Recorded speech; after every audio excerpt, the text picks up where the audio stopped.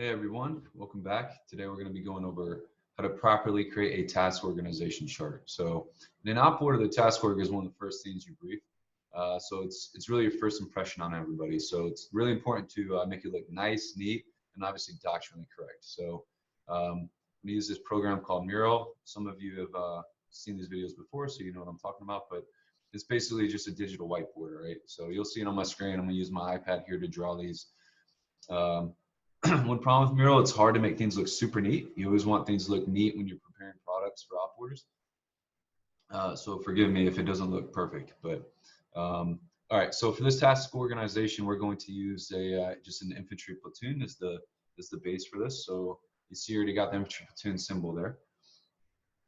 So obviously, the first step in depicting a task org is you got to draw out the units, right? So with the line wire diagram. So we're going to go over here.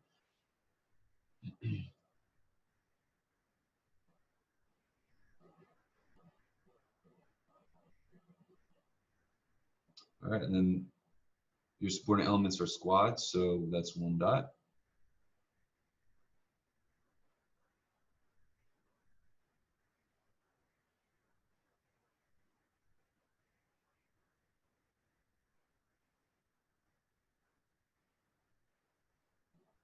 Some people like to go ahead and like write out the naming conventions and everything. I typically like to get all the units laid out first before I do all that. So got two squads there.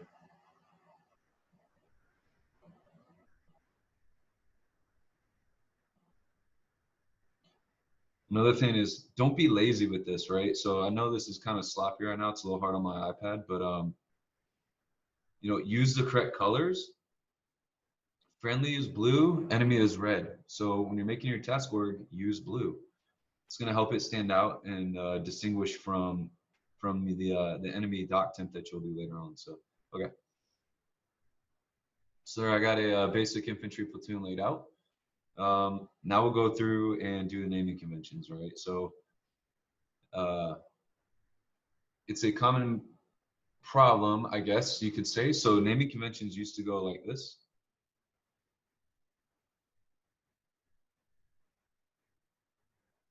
That's no longer correct, all right? So if you're doing it like that, it means you aren't studying your doctrine, and someone who is smart is going to notice that and think you're dummy. So the proper way to do naming conventions now is like this.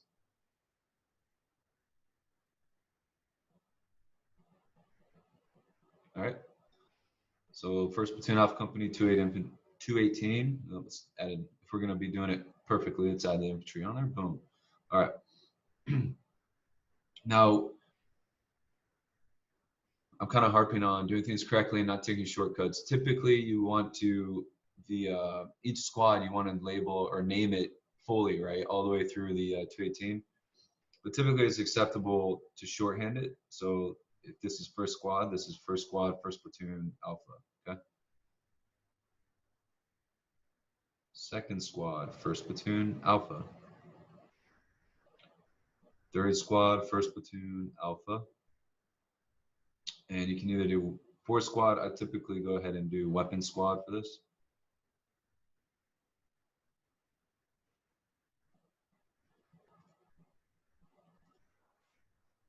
All right, so there you go, your four squads. Now we're not done yet, okay? At this point, we got to go through and identify who the decisive operations and shaping operations are. And there's two ways to do that. So you write it out and you also graphically depict it, okay? So let's say that first platoon Alpha 218 is the decisive operation for this mission, all right? So they get 2 chevrons. And then you're going to want to write out DO next to it, decisive operation. Let's say for that platoon, let's say your first squad is your decisive operation, you're going to give them 1 chevron.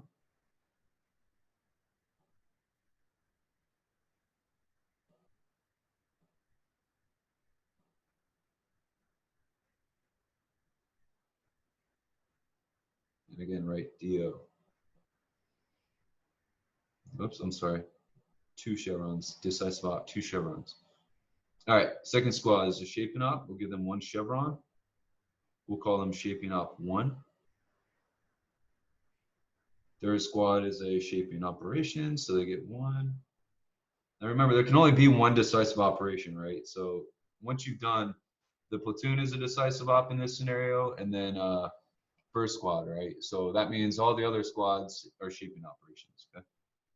And it's not always going to be in this order, right? Like shaping off one, then two, then three.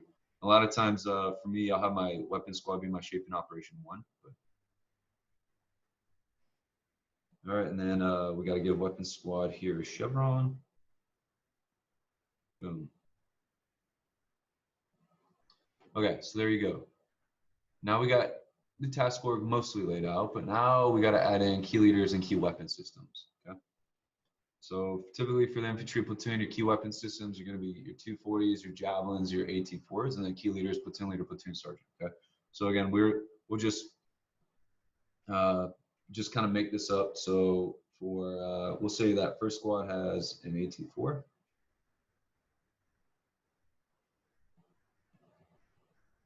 Again, sorry, here, let me.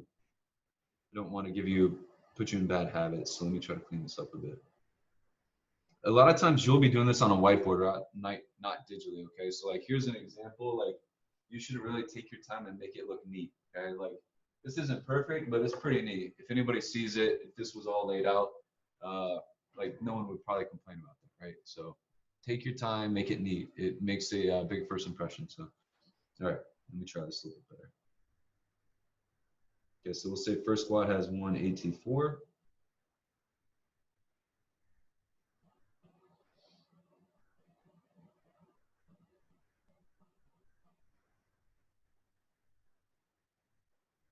We'll say they have two. Okay, and we'll say the platoon leaders with them.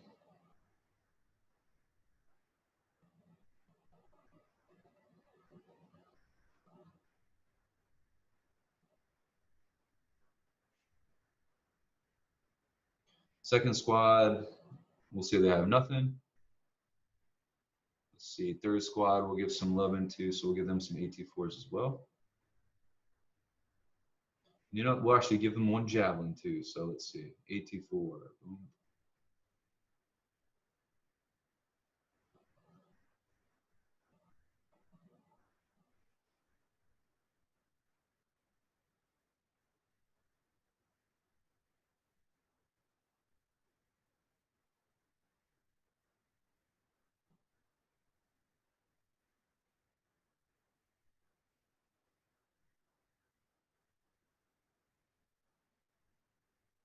All right, and then weapon squad typically has the two 240s.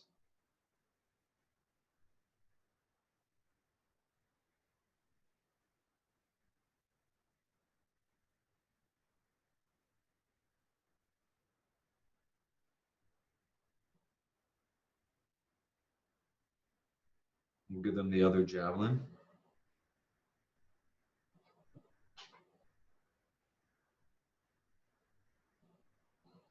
All right, and now we just gotta add the platoon sergeant in. So for this, we'll go with we'll have platoon sergeant with second squad. So.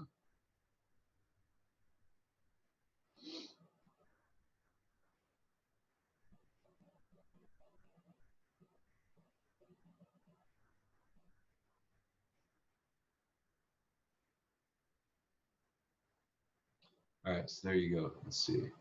Boom. Okay. So again, a little bit sloppy, but doctrinally correct task org here. Okay, so the naming conventions are correct. You have all your key weapon systems, your key leaders.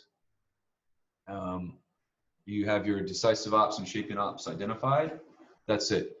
Another thing you can do, I typically do this just out of habit, but also the more you can achieve mutual understanding, the better, right? So typically your first and second squad, or you can switch it up and have like third and second or whoever, but there's pretty much always an assault element, support element, security element. So I typically go ahead and identify that.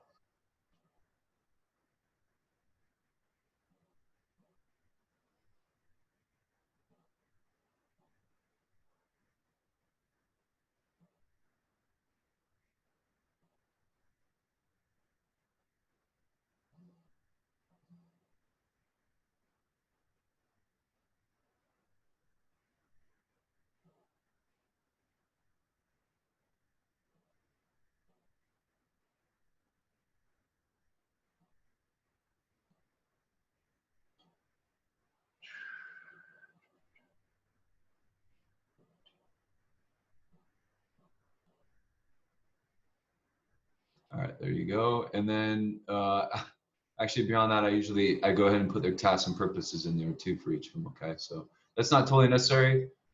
Just this part is. But again, you know, once you go through the whole planning process, you got your OPORD together, you know what tasks each subordinate element has. So you might as well go ahead and put their tasks and purposes down here. Okay, so for example, we'll say,